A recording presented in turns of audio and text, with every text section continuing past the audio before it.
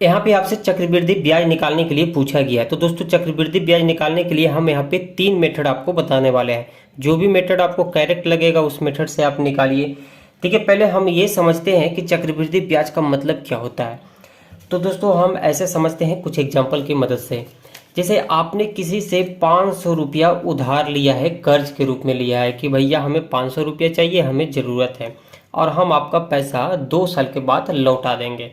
तो जिसने पैसा दिया है कि देखिए ठीक है पैसा तो हम दे रहे हैं लेकिन इस पे हम 10% का ब्याज लेते हैं। देखिए इसे थोड़ा हम लिख के समझते हैं। पहले आपने क्या किया है, 500 रुपया उससे कर्ज के रूप में लिया है, ये धन हो गया है और समय कितना लिया गया है, 2 वर्ष का। तो वो 10% का ब्याज लगा रहा है। ठीक है, तो समझते हैं कि 1 साल का, देखिए ये चक्रवृद्धि ब्याज लगा रहा है तो 1 साल का पहले हम निकालते हैं ब्याज। तो 500 का 1 साल का ब्याज लगाते हैं, 10% है तो ये 10% हटेगा तो नीचे 100, डबल जीरो से डबल जीरो खत्म हो जाएगा तो ये 50 रुपया। यानी कि अब देखिए 500 रुपया तो उससे आप लिए हैं लेकिन 1 साल के बाद उसका 50 रुपया ब्याज हुआ है। तो अगर आप 1 साल के बाद आप लौटाना चाहते हैं, चलिए आपके पास पैसा हो गया है, 2 साल का आपने समय लिया था, 1 वर्ष में ही आपका पैसा हो गया तो आप उसे लौटा देंगे। तो आपने जितना उससे पैसा लिया है, ठीक है, आप ये तो दीजिएगा और 50 रुपया और इंटरेस्ट हुआ है तो 50 रुपया आप और दीजिएगा उसको, यानी कि 550 रुपया आपने दिया। तो 500 रुपये तो उसका जो धन था, अरे जो आप लीजिएगा वो दीजिएगा जी, उनका जो पैसा वो तो आपको लौटाना ही पड़ेगा, लेकिन जो इंटरेस्ट हुआ 50 रुपया, ये एक्स्ट्रा पैसा आप जो ये दे रहे हैं यही आपका ब्याज है। ये 50 रुपया ये ब्याज है और उसका ये पैसा था। लेकिन अब समझते हैं कि चक्रवृद्धि ब्याज देखिए थोड़ा अलग कैसे हो जाता है और थोड़ा खतरनाक कैसे हो जाता है।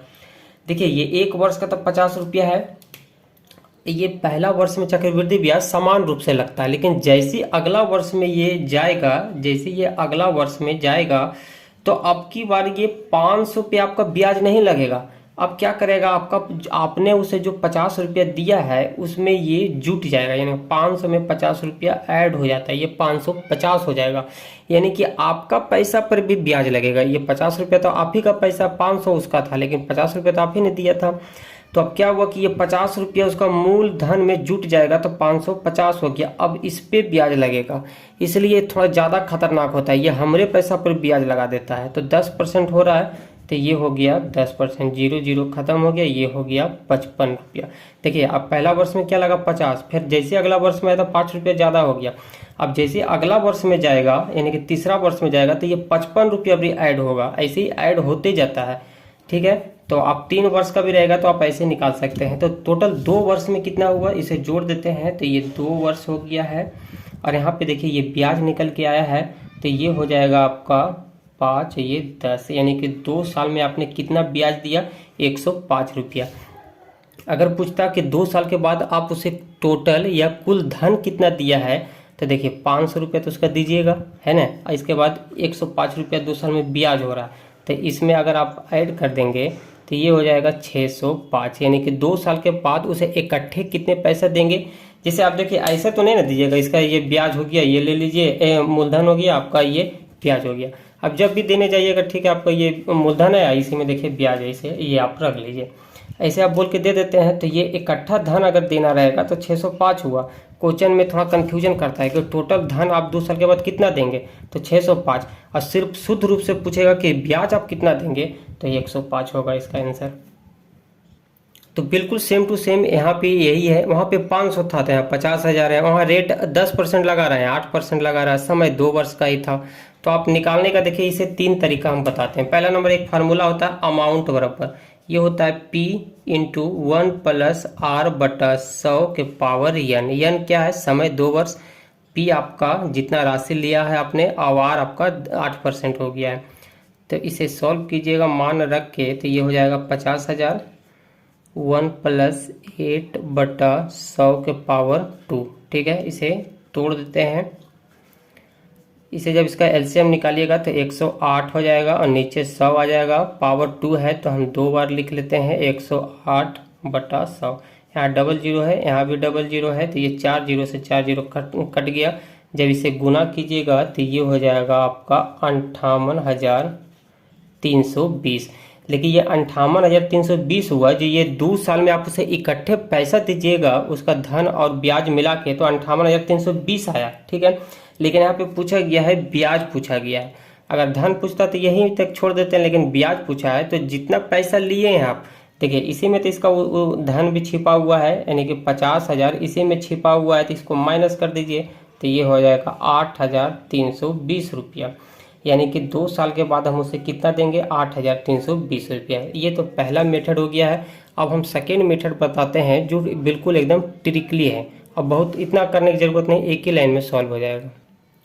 ये देखिए ट्रिक बस 2 वर्ष के लिए ही लगेगा, ठीक है। जब भी क्वेश्चन में पूछे जाएगा कि 2 वर्ष के बाद ब्याज क्या होगा, तब ये ट्रिक लगाइएगा। 3 वर्ष बोलेगा तो आपको ये ट्रिक नहीं लगाना है, नहीं तो आंसर गलत हो जाएगा। 3 वर्ष के लिए ट्रिक अलग हो जाता है।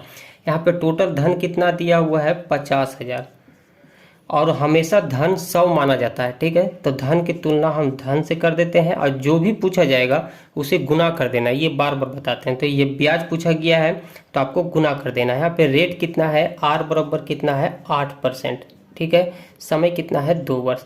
तो आपको क्या करना, 8 का स्क्वायर कर देना है, तो ये हो जाएगा आपका 64, और 2 अंक के बाद 0 लगा देना है, ठीक है।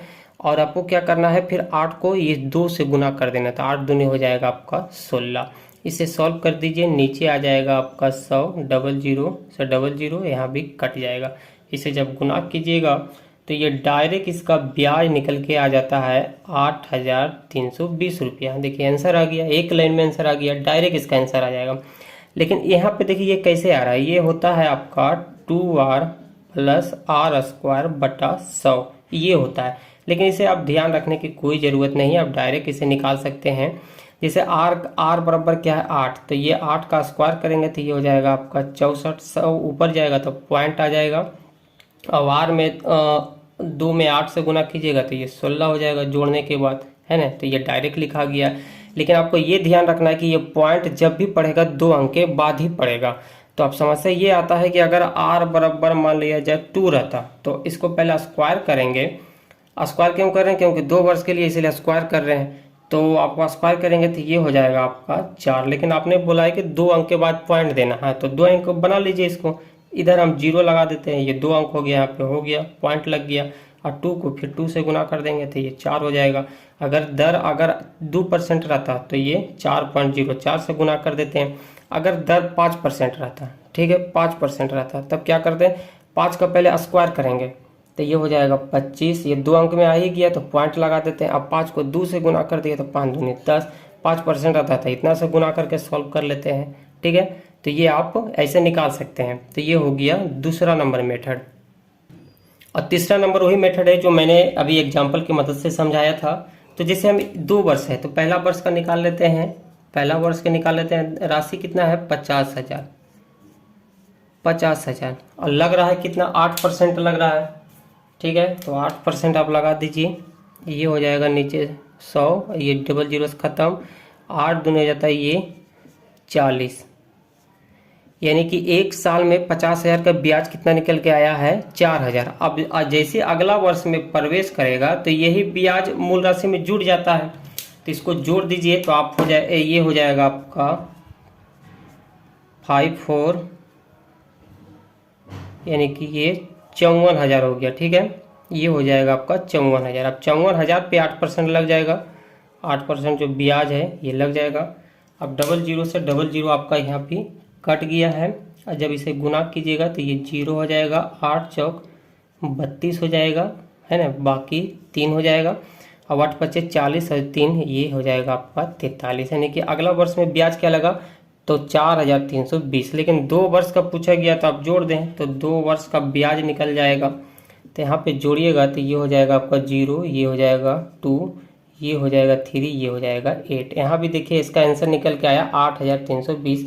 ये था हमारा मेथड नंबर 3।